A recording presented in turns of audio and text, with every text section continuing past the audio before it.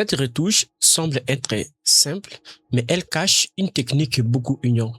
Dans cette vidéo, je vais te montrer comment obtenir une peau professionnelle sans détruire les détails.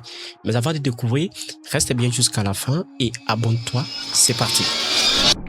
Avant de commencer, nous allons analyser cette photo que vous êtes en train de voir pour nous permettre de détecter des zones qui attirent plus l'œil. Et si vous regardez très bien, il y a beaucoup d'imperfections dans cette photo. Vous allez voir tel qu'il est ici. Je vais créer un nouveau cadre pour vous montrer tel qu'il est. Il y a beaucoup d'imperfections dans cette zone. Cette étape va nous permettre de bien détecter les endroits où nous allons bien travailler là-dessus. Nous allons venir dans le panneau calque. On va dupliquer cette photo, CTRL-J ou commande J si vous êtes sur Mac. Après avoir dupliqué notre photo, nous allons essayer de corriger les imperfections qui se trouvent sur le visage de cette dame. Je vous montre deux outils que je vais utiliser. Le premier outil, c'est l'outil correcteur localisé qui est juste là. Et le deuxième outil, c'est l'outil pièce qui est juste là. Je prends l'outil correcteur localisé. Vous sélectionnez. Nous allons venir supprimer les imperfections telles que là. Je vais sélectionner toutes les parties là où il y a des boutons sur le visage et une fois cliqué, ça va supprimer toutes ces parties. Et cette partie, je vais la passer rapidement. On se trouve juste à la fin après avoir supprimé tous les boutons.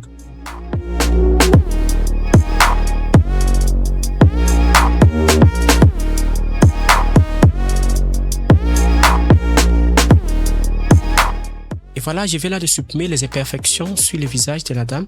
Si je regarde avant et après, il y a déjà une grande différence. Nous allons passer à l'étape de la séparation des fréquences. Alors, ceux qui ne savent pas c'est quoi la séparation des fréquences, c'est une technique qui nous permet de séparer la texture et la couleur. Ok, nous allons voir ensemble comment le faire. Nous allons venir dupliquer le calque ici. Ici, je vais venir renommer texture.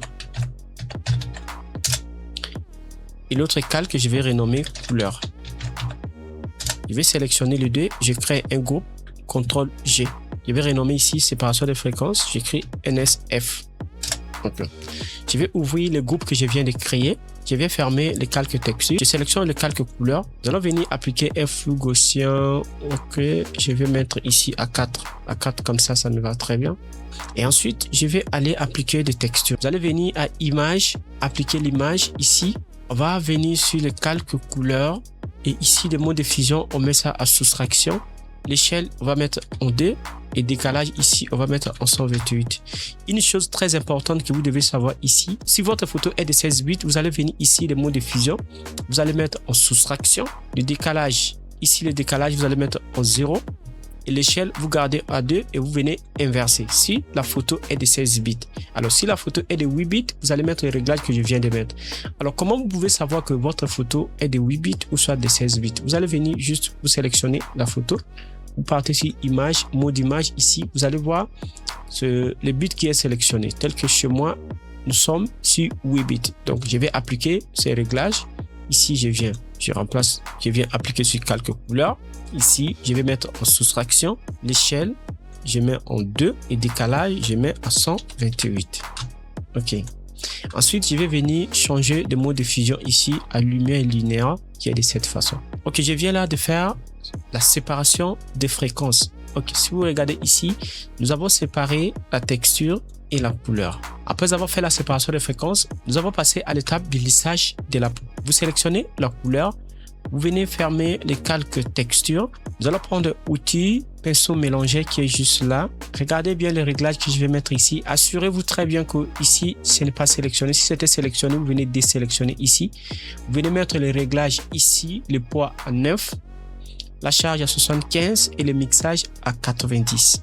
Et vous sélectionnez les calques couleurs. Nous allons venir unifier la peau. Donc, vous lissez toute la partie où il y a la même couleur de la peau, telle que ici. Je vais lisser ici de cette façon.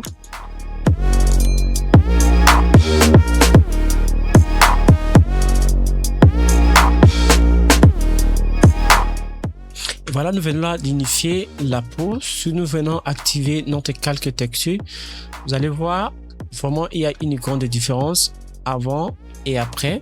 Avant et après. Je peux continuer à lisser les parties où c'est pas bien amélioré. Là où c'est pas bien unifié la peau, je peux continuer à le faire légèrement. Si vous regardez bien, avant et après. Ce n'est pas encore fini. Assurez-vous toujours de sélectionner les calques couleurs. Nous allons prendre l'outil lasso. Vous venez sélectionner toujours la partie de la peau de cette façon et vous appliquez un flou gaussien. Je viens là appliquer un flou gaussien. Je vais mettre les rayons ici à 15 et tous ces réglages, ça dépend par rapport à l'image. Par rapport à mon image, je vais mettre les réglages ici. Voilà, à 15, ça me va très bien. Je continue à sélectionner d'autres côtés, tel que ici, je viens sélectionner de ce côté, je fais de cette façon et j'applique aussi un flou gaussien de 15 pixels. Nous allons passer à l'étape de Dodge and Bend. C'est ici que la retouche prend une autre dimension, puisque avec Dodge and Bend, je travaille la lumière et les ombres pour bien lisser les transitions et donner un rendu naturel. Avant de passer au Dodge and Bend, nous allons venir fusionner tout en créant une nouvelle copie. CTRL SHIFT ALT E. Ensuite, nous allons créer un nouveau calque en gris. Nous allons appuyer SHIFT plus la touche Backspace. Le calque qu'on vient de créer, nous allons le renommer. On duplique le même calque. On va le mettre Dodge. On va sélectionner les deux. On crée un nouveau groupe. On va renommer ici Dodge and Bend. Vous changez le mode de fusion à Soft Light ici de cette façon. Avant d'appliquer les Dodge and Bend, vous allez venir mettre le noir et blanc. Ça va nous donner là où nous avons bien travaillé. Ok, vous venez ouvrir Dodge and Bend, vous sélectionnez Bend, vous prenez l'outil densité qui est juste là et vous partez assombrir toutes les parties là où il y a des ombres telles que ici. Je vais mettre de cette façon. Et ensuite, nous allons sélectionner Dodge ici. Vous venez prendre cet outil Dodge et vous partez partout. Il y a un peu de lumière. Vous venez éclaircir.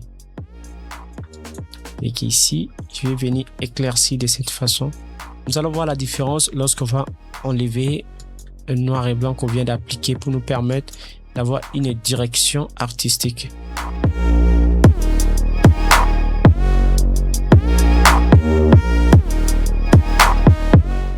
Avant, après, ça va te donner déjà une bonne lumière. Et là, ensuite, on vient supprimer les calques de noir et blanc qu'on a eu à créer là-dessus. Une fois que nous voyons la peau est équilibrée, nous allons maintenant harmoniser les couleurs pour obtenir un teint uniforme. Nous allons venir créer un nouveau calque tout en fusionnant. CTRL SHIFT ALT E. Ici, nous allons partir ouvrir la caméra RAW ici. Une fois ici en caméra RAW, j'active ici pour avoir avant et après. Nous allons venir booster légèrement les contrastes de cette façon. Les ombres, on va venir diminuer légèrement les ombres. Highlight ici, haute lumière. Nous allons venir accentuer la couleur ici. Le bleu primaire, vous augmentez légèrement la saturation. Vous réduisez celui-ci. Dans les gris primaires, vous faites également, vous augmentez la saturation légèrement. Dans le rouge également légèrement. Vous partez booster encore l'exposition légèrement de cette façon. Et voilà le résultat final, très propre. Chaque détail est préservé. Si cette vidéo vous a appris quelque chose, pensez à liker et abonnez-vous.